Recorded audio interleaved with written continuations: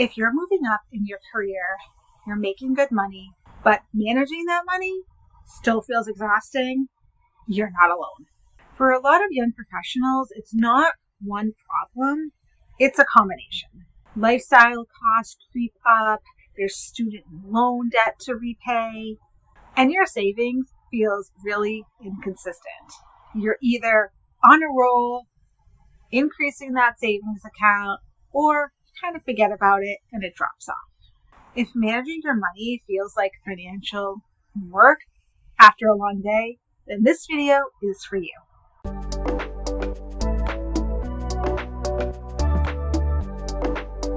In this video, I'm going to show you 3 ways to manage your money without burning out, even with a demanding job, so you can reduce that financial stress and stay consistent. And if you're feeling behind financially and avoiding looking at that checking account each month, then I definitely want you to download my Money Clarity Scorecard. It's going to pinpoint exactly what is driving your current financial stress and the next steps that you need to take so you're not left guessing. The link is in the description below. Okay, so here is our goal. We want less tracking, less financial decisions, and a system that works for us even when we're exhausted. Because we're not trying to manage our money perfectly here. We're just wanting to make sure that we're consistent. Consistency is where we're going to see those results. Which brings me to point number 1. We're going to stop trying to track everything perfectly. Because what happens is you're all gung-ho, you make a commitment, you're going to track your expenses for the month, you download an app and start tracking every single dollar. And then life happens, work gets busy, and what is the first thing to go? It's that tracking. And don't get me wrong, we definitely want to track our income and expenses, but we want to make it as easy as possible, especially in the beginning. So we want to have larger buckets, right? We want to have our income and then looking at our expenses.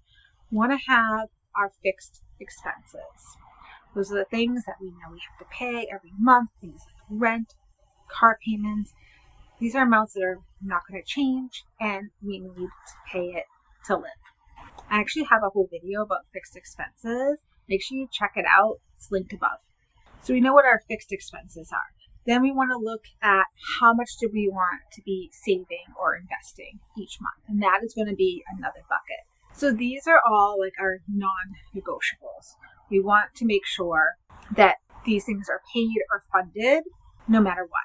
And then we can see what the difference is. And that is our last bucket. That's the bucket that we can have as our spending bucket.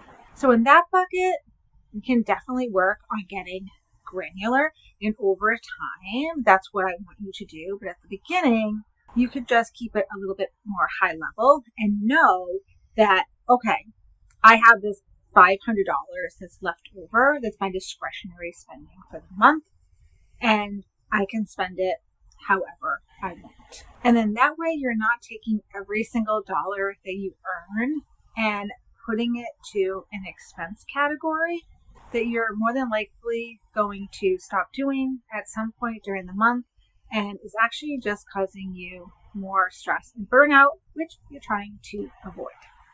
The second thing we're going to do is reduce decision fatigue. I know you.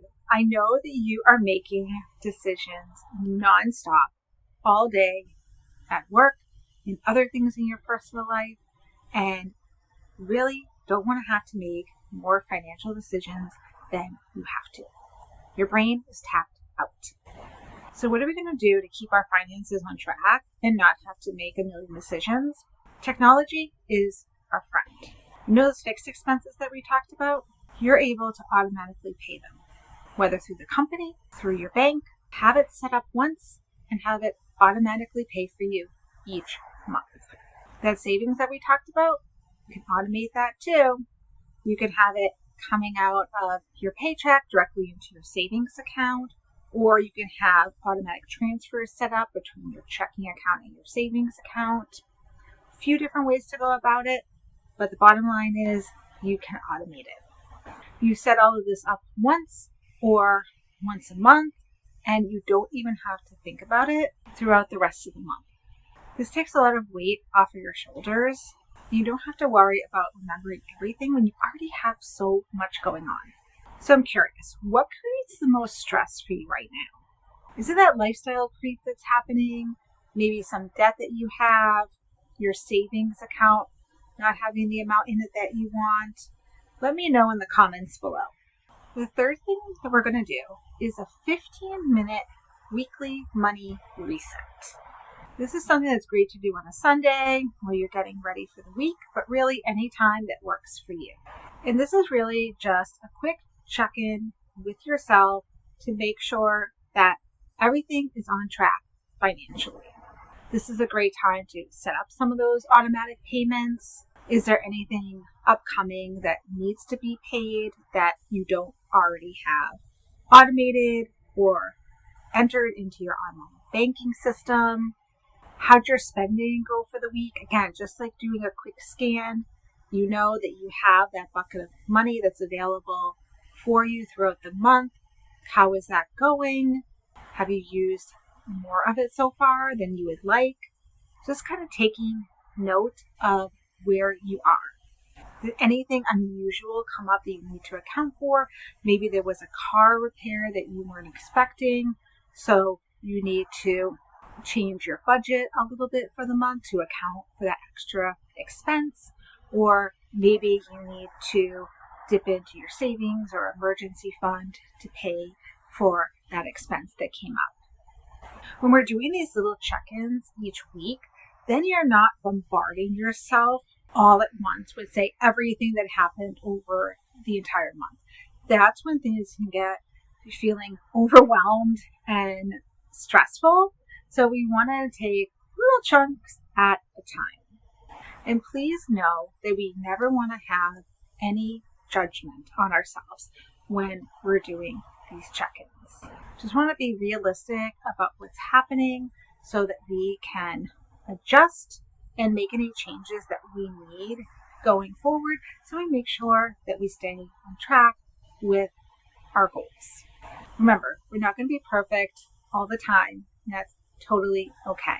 And it's a lot easier to catch ourselves right when we start to go off track, so we can get ourselves back on track quickly than when we are veering off track for a longer period of time.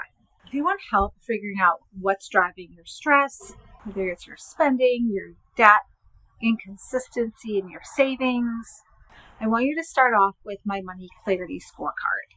It's totally free, doesn't even take 12 minutes, and it's going to give you a really clear picture on what you're already doing really well and where you need to spend some more time and effort to make sure that your financial system is where you want it to be.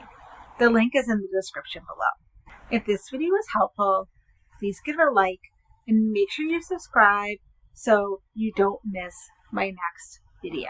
I'll see you in the next one.